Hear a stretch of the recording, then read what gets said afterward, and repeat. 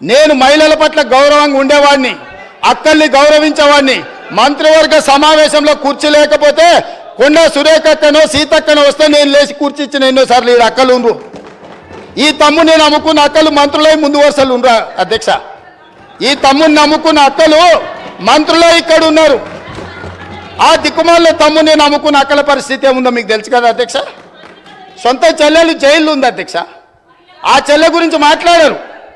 కానీ ఇవాళ రైతు రుణమాఫీని దెబ్బతీయడానికి, స్కిల్ యూనివర్సిటీ ఆలోచనను నిరుద్యోగ యువకులకు ఉపయోగపడకుండా అడ్డుకోవడానికి ఇవాళ మా మాదిగల సోదరుల ఆకాంక్షను నెరవేర్చడానికి ప్రయత్నం చేస్తే సభకు రారు అధ్యక్ష. ఇంతకుముందు మా సభ్యుడు బాగా చెప్పిండు అధ్యక్ష. ఒకనాడు దళితుని ముఖ్యమంత్రిని చేస్తా అని మోసగించిండు, ఉప ముఖ్యమంత్రి ఇచ్చి బర్తరఫ్ చేసిండు. అట్లాంటి పరిస్థితుల్లో శ్రీమతి సోనియా గాంధీ గారు శ్రీ మల్లికార్జున్ ఖర్గే గారిని జాతీయ అధ్యక్షుని చేసింది అధ్యక్ష.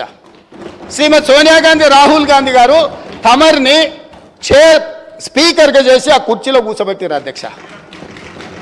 మీరా కుమారి గారిని లోక్సభ స్పీకర్గా చేస్తే తెలంగాణ రాష్ట్రం ఇచ్చింది అధ్యక్ష. మీరా కుమారి గారు నేరెళ్లలో దళితులను కరెంటు షాకులు పెట్టి కొట్టించి సంసార జీవితానికి పనికి రాకుండా హింసిస్తే పరామర్శించడానికి మీరా కుమారి గారు వస్తే ఎయిర్పోర్టుల్ని అరెస్ట్ చేసిండ్రు అధ్యక్ష. అది వాళ్ళ నీతి, వాళ్ళ జాతి. ఇవాళ ఎందుకు రాడు అధ్యక్ష? మిమ్మల్ని సోనియా గాంధీ గారు, మల్లికార్జున్ ఖర్గే గారు, రాహుల్ గాంధీ గారు స్పీకర్ చేసి అధ్యక్ష స్థానంలో కూర్చోబెడితే మీరు అక్కడ కూర్చుంటే అక్కడ కింద కూర్చోవాల్సి వస్తుందని, మీ ముందల కింద కూర్చోకూడదు అని ఇవాళ సభకు వస్తలేడు అధ్యక్ష.